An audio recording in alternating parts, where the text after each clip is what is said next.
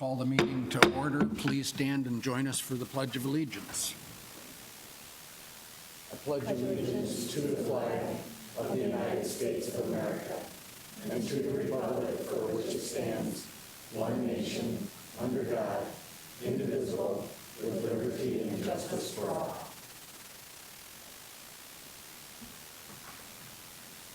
Before I ask for a motion for approval of the minutes, Carly Ryder is absent this evening, taking advantage of spring break, I believe, and Cynthia Mickelson is joining us right here, but on the phone. So we'll be doing roll call votes for everything this evening. So may I have a motion to approve the minutes of the meetings held February 25th and March 6th, please? So moved. Second.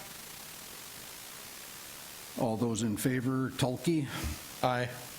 Parker? Aye. Mickelson? Aye. Alberti, aye. That motion carries. We do have one person wishing to address the board on a non-agenda item, and that is Tony. If you'll come forward, give us your name and your address, please.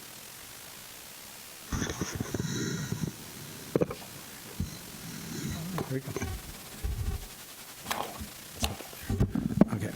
Tony Martinet, address is 46220 West Shore Place, Hartford, South Dakota. I'm here today as the president for the Sioux Falls Education Association. I just wanted to address the board. Thank you for this opportunity.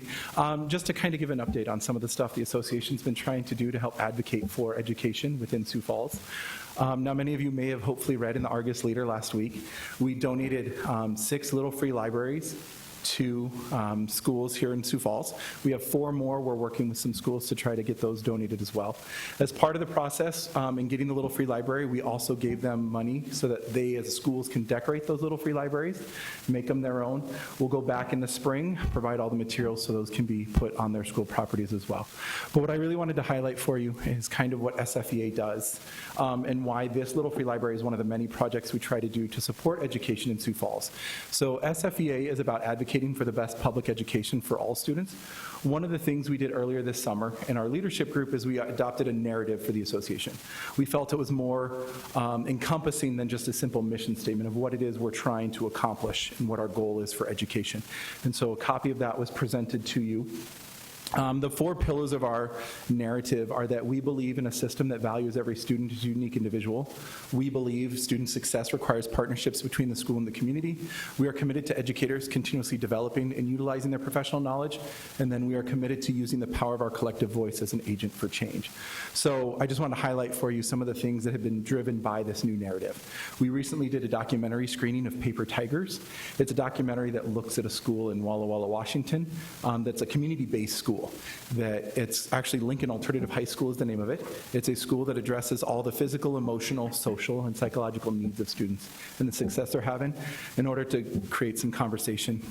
We're also applying for a grant right now to bring a group called Dances with Words, which is a group out of the Pine Ridge Reservation, to Sioux Falls next year to really work with all of our students, but to really try to help students understand how they can use their own voice to advocate and to speak for themselves.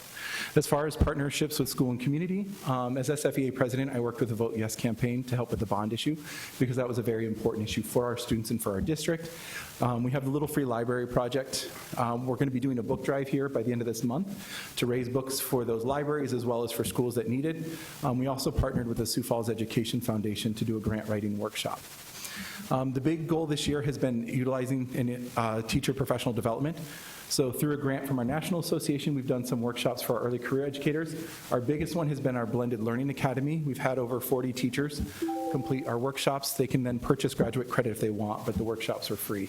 And then we've also been able to send 7 of our members to national conferences, really working with the National Council of Urban Education Association and minority leadership training for some of our minority members as well. As far as advocating for education, we've had members attend the legislative coffees and lobby day in Pierre, really trying to encourage that increased funding for education, as well as supporting a lot of the bills that try to promote public education.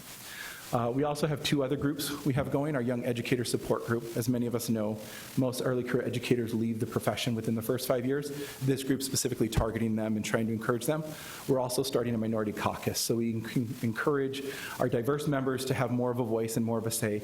I know that's also one of the goals of the district, to increase the diversity of our teachers, and so this is another way that we as an association are trying to help and promote that. So I know that was really fast, but so we are doing a lot of different things. All of these are about advocating for education and education, best education for our students. So I just wanted to share that with you. Thank you. Thank you, Tony. All right. We have one other person wishing to address the board, but that is on an agenda item, so we'll get to you when we get to that item on the agenda. May I have a motion to approve the agenda, please? So moved. Second. All those in favor, Board Member Tulkey, Aye. Parker, Aye. Mickelson, Aye. Alberti, aye. That motion carries. And good news report, Deanne.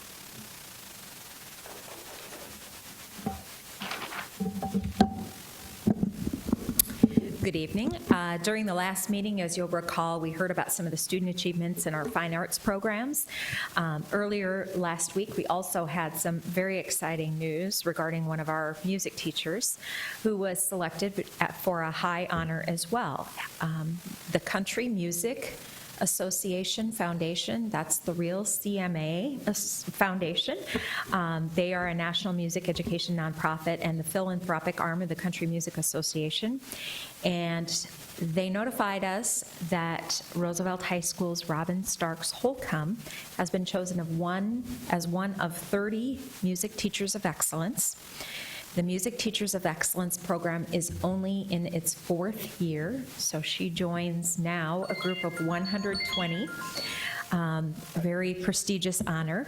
She will receive a $2,500 stipend to invest in her classroom, as well as another $2,500 for her own personal reward for this selection. And Principal Tim Hazlett dropped in on a class and I think surprised her pretty well with this award. We have a short video, as the CMA Foundation asked that it be videoed, so we're going to give this a whirl.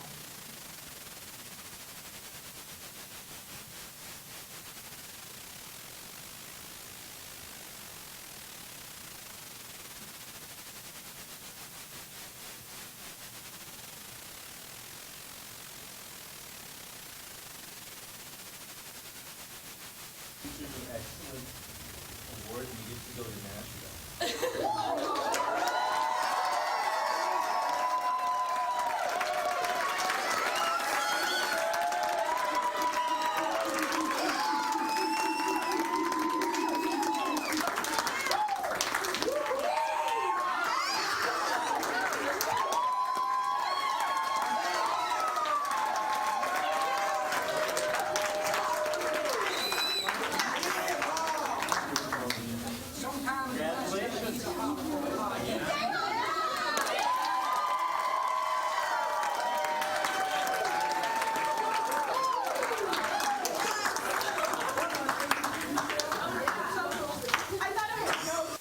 I think you can tell she was pretty surprised. That little box came in the mail to Tim, and he had it stuffed underneath his desk, waiting for the right moment, and was able to catch that reaction. And that video then will be sent to the CMA Foundation. They're putting a video together of all of the announcements and the shock that's on the teachers' faces. So we think that was a pretty great shock.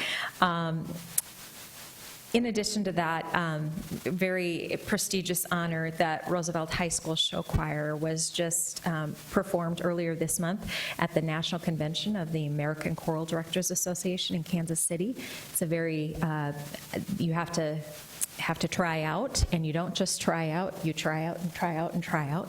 And they were the only show choir to be able to perform at this national convention. And certainly Robin's work with those students and perfecting not only the musicality, but the moves and all of everything that goes into a show choir is pretty difficult. So Another exciting piece is Robin is being invited to Nashville next month for the celebration. Recipients are selected because of their dedication to bring quality music programs to their students and because they positively impact their school and community through their work. So let's invite Robin forward and congratulate her.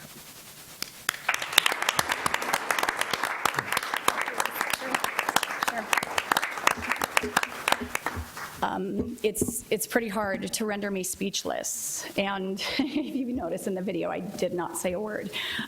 It was a huge surprise. I was encouraged to apply for that, and when I saw that it meant money for our program, that was it. That was the reason behind it, the reasoning I did it. My favorite part of that video, there are two favorite parts. The biggest favorite part of that video for me is the high five from Tim Hazlett, because that's the type of administrator he is, and he lifts up and celebrates all of our achievements and makes sure that everybody has exactly what they need to be successful in our environment. The other part of the video that I love so much, where I think the students were more excited than I was at the time. You saw them jumping up and down, and everything we do there, we do as a team. It's not us as directors. I mean, to some extent, obviously, they need guidance, and it's us as leaders, but we forge ahead with our students, not in front of them. It's very much a joint effort. So the students have done the work, and we are their biggest cheerleaders. Deanne asked me just very quickly maybe to talk about the importance of music education and what it's meant at Roosevelt. So I went to the experts, and I asked the students, and I just, very short sentences, I'm just going to read my favorite responses that have been sent along to share with you. So one student says, "It gives us a small glimpse into the immense culture and humanity that is constantly surrounding us. It brings people who are far apart together and creates a safe space for students to be themselves, even when the rest of the world is telling you to follow the status quo." A second one, "Choir has created a culture of dedicated students that know the value of hard work. It has also created a culture of students that are able to be themselves because they know they are surrounded by people who love them. Music has touched my life and given me fulfillment, and being a part of choir has been 100% the most remarkable part of my high school years. I will never forget this program and will be eternally grateful for the opportunities it has given me, and the lessons I've learned will stay with me throughout my life." And finally, music is often referred to as being a universal language. I think this is true both in the technical sense, because notes on a page are read the same by people around the world without a language barrier, as well as a literal sense, because good music has the ability to speak without words. For these reasons, I think music education is absolutely important, as it teaches us how to read the notes and perform the songs that connect us to others. I have seen this to be true within Roosevelt's music department, as students grow incredibly close to one another through our shared passion for music. The same holds true beyond just the students in the department, though, as the love we have for music is infectious. I've witnessed a growing support for music in all forms within the Roosevelt community as a whole over the years, and there is no doubt in my mind that music is shaping our school for the better. So, thank you. Thank you. Congratulations again. There's a quote, and I'll paraphrase, I won't get it right, but leadership is about making those who surround you better, and you epitomize that. Congratulations, well-deserved. Thank you. Robin, I don't know if you remember, but Kinder Music. So I've gotten to watch you through like a graduation and work with the kids and how much fun everybody has. But it even goes far back to Kinder Music, where 18-month-old and 2- and 3-year-olds, I mean, there's no way to be a cool guy at Kinder Music.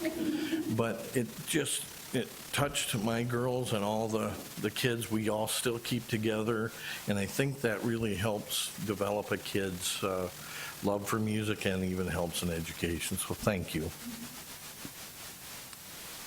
All right. We'll move on with the agenda. We do have one conflict of interest, and would need a motion to approve that, please. So moved. Second?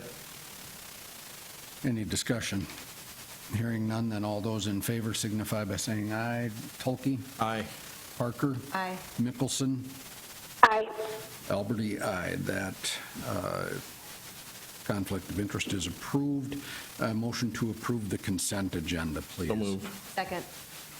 All those in favor signify by saying aye. Talke? Aye. Parker? Aye. Mickelson? Aye. Alberti, aye. And supplemental consent agenda, 9A, 1, 2, and 3, claims to Sanford. May I have a motion to approve? So moved. Second. And all those in favor signify by saying aye. Talke? Aye. Parker? Aye. Mickelson abstains, and Alberti, aye. That motion carries. 9B, claims to Avera Heart Hospital, a motion to approve. So moved. Second. And all those in favor signify by saying aye. Talke? Aye. Parker abstains. Mickelson? Aye. And Alberti, aye. And we are on to the reports of the superintendent, Dr. Maher. Our first report tonight is the naming of the new high school and middle school colors and mascots. And we do have one person wishing to address the board on that topic. Charles, if you'll come to the microphone, give us your name and address, and you've got 5 minutes to speak to that.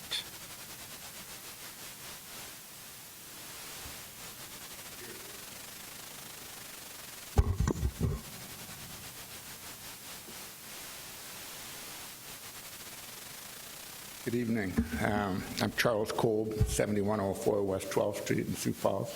Got a daughter in the school district here, Patrick County. My thoughts are on the Cavaliers as a mascot for the new Thomas Jefferson High School. And I've got two thoughts on that. And the first one is they already have a little cavalcade of Cavaliers already for mascots in Sioux Falls. The O'Gorman Knights and the Sioux Falls Christian Chargers are both from the 1600s English time zone, and they're both they're all Cavaliers. They're from the same at the time of Charles I, and they all when they came over through Virginia and settled there, the Cavaliers and also the Puritans. The Puritans and the Cavaliers who were fighting in England at the time didn't get along, and they basically kicked the Puritans out up to Massachusetts and Maryland. Well, they ended up fighting again about 200 years later, too, in the Civil War, because the Cavaliers basically started slavery in America. They were the royalist of England, and generally they were the second and third born of the families, because the firstborn was entitled to land, and since they didn't have land, they came to America looking for that. But the Cavaliers were led by Sir William Berkeley, and there's a famous quote by Berkeley that says, "I thank God we have not free schools nor printing, and I hope we shall not have these 100 years. For learning has brought disobedience, and hearsay, and sex into the world, and printing has divulged them and libeled against the government. God keep us from both." And that's a quote from like 1642, from he was twice governor of Virginia. I think that one of the reasons they chose this was because Thomas Jefferson had started the University of Virginia, and the Cavaliers are the mascot of UVA. My thoughts would be to have something more relevant to South Dakota from Thomas Jefferson, either like the Explorers or maybe an eagle, something like that, but not something that's involved in start of race, start of slavery and the fight of the Civil War in America, because that basically came from the Cavaliers. So I was wondering if maybe you can have the kids that put this together maybe take another look at it and see if there's some other choice they could make, or if it's what they want to move ahead with, because I think it's something that maybe bears looking more into. I appreciate your time. Thank you. All right.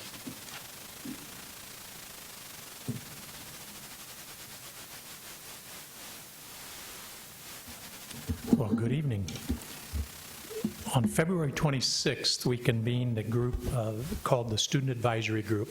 This is a group of 16 students, representative of all of the high schools in the Sioux Falls School District. 14 of the 16 students were able to make it here in this room on that particular day. Their charge was to come up with a mascot and school colors for Thomas Jefferson High School and Ben Rifle Middle School. Dr. Nold and Dr. Boyson from the IPC staff put this group through a number of exercises to, number one, come up with, in advance of the meeting, their charge was to come up with potential mascots and color schemes, and also to have a rationale as to why they chose not only the mascot, but also the color scheme. After considerable work, the groups came up and put in front of you a recommendation for the Thomas Jefferson High School Cavaliers, with the school colors being green, gold, and black. And their rationale, and I'll read you the rationale that they provided. In 1819, the 76-year-old Jefferson founded the University of Virginia. He organized the state legislative campaign for its charter, and with the assistance of Edmund Bacon, purchased the location. He was the principal designer of the buildings, planned the university's curriculum, and served as the first rector upon its opening in 1825. The University of Virginia's mascot and nickname is the Cavaliers. The chosen colors are Kelly green, gold, and black. The selection was based on color schemes not widely used in the state of South Dakota, and they really looked at teams in the city and teams that we would compete against to come up with a new color scheme. In addition, green was selected as a way of weaving in the colors of New Tech High School, since New Tech High School will be a part of Thomas Jefferson High School. On to Ben Rifle Middle School. The selection is the bison for the mascot and crimson and gold for the colors.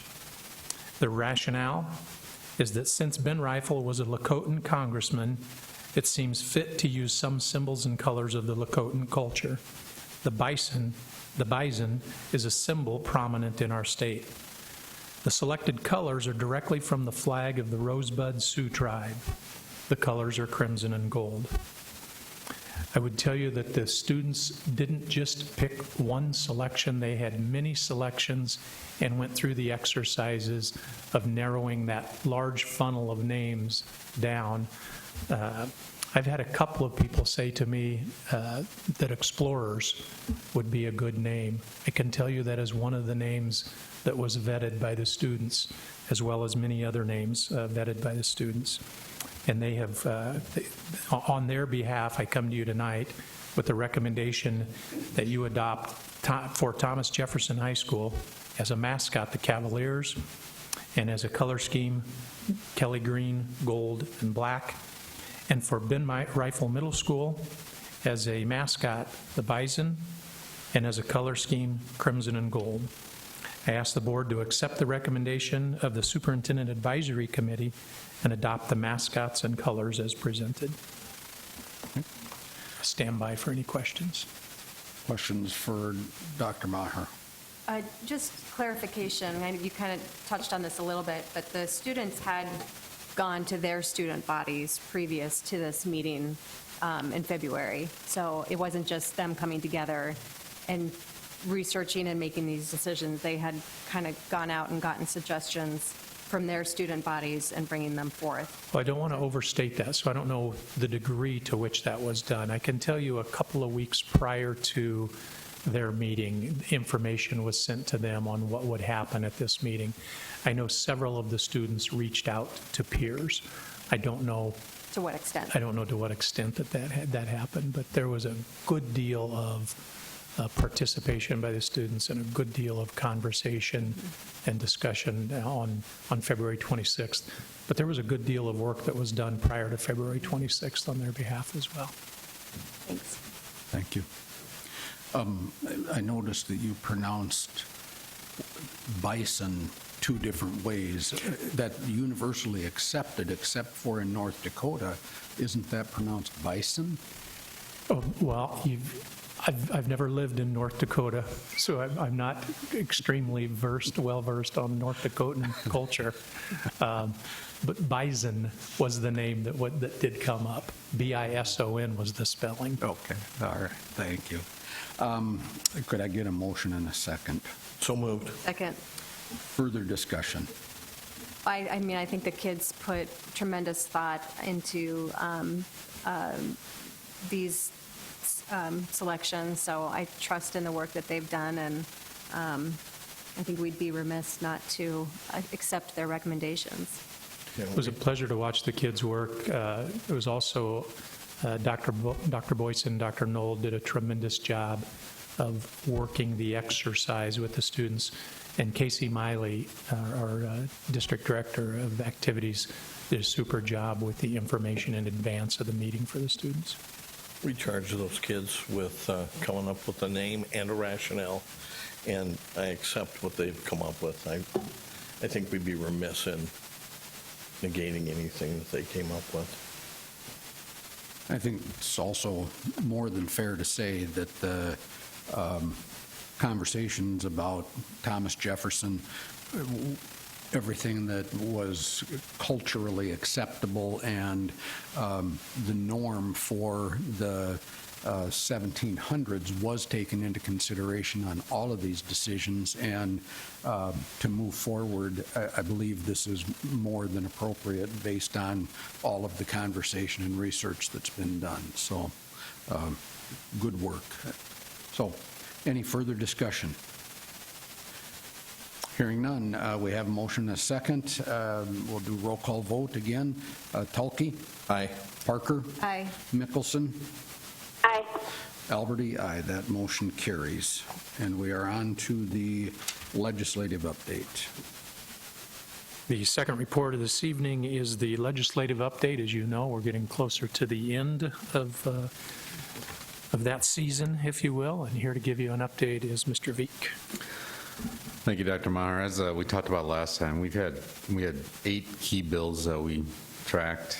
We were opposed to 7 of them and supported one after it was amended, put on an amendment that we wanted on it. Of those bills, all but one has died. The one we supported did pass. And we supported it with the amendment. It wasn't like it was our idea or anything like that, but we did want to, that's the SPED interim committee. We wanted to make sure that a SPED director and a business manager were on that as well. Thought they might have some expertise. Of the bills that died, the one we supported was restoring the capital outlay levy to $3. That didn't start out that way. It got amended that way when it did. We supported that. So that's where we're at on the key bills. We'll have a legislative wrap-up. There's 2 days left at the main run, and then there's a final day at the end of March.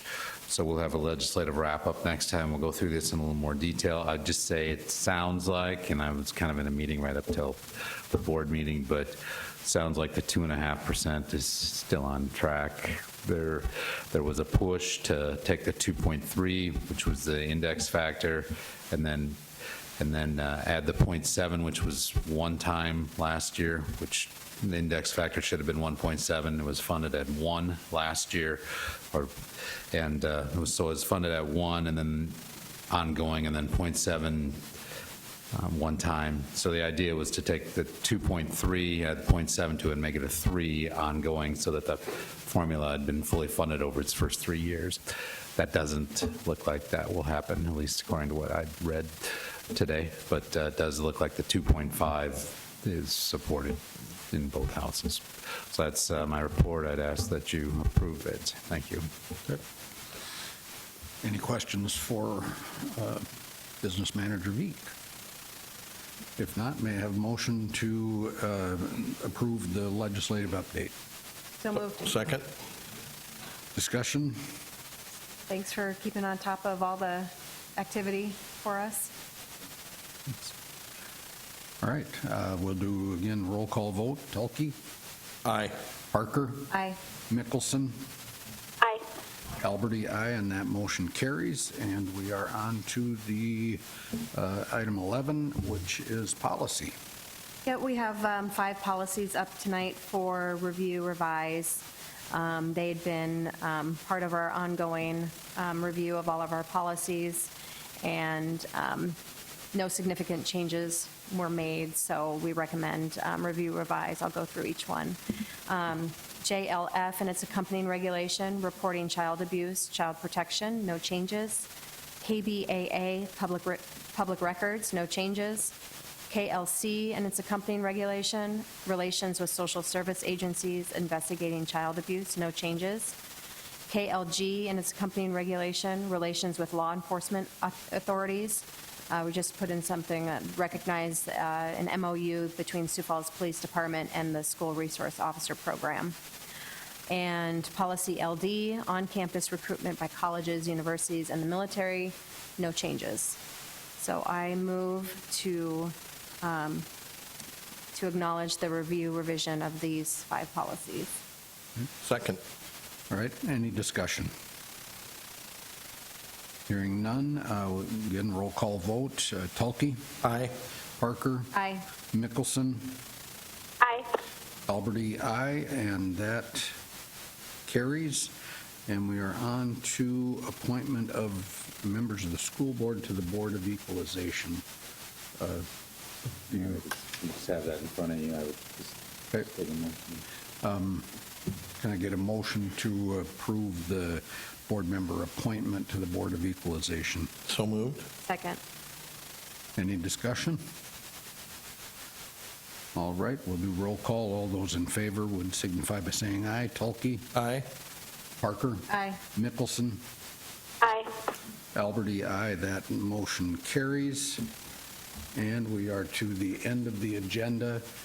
We did have one item that had initially been planned to be on the agenda for this evening. That was the dual immersion program for Hayward and Rosa Parks, the Spanish immersion, and we are going to postpone that until the 25th of March due to board member Reiter not being here. It just seemed to fit better to do that then. So any other business to come before the board? If not, may I have a motion for adjournment, please? Move to adjourn. We are adjourned.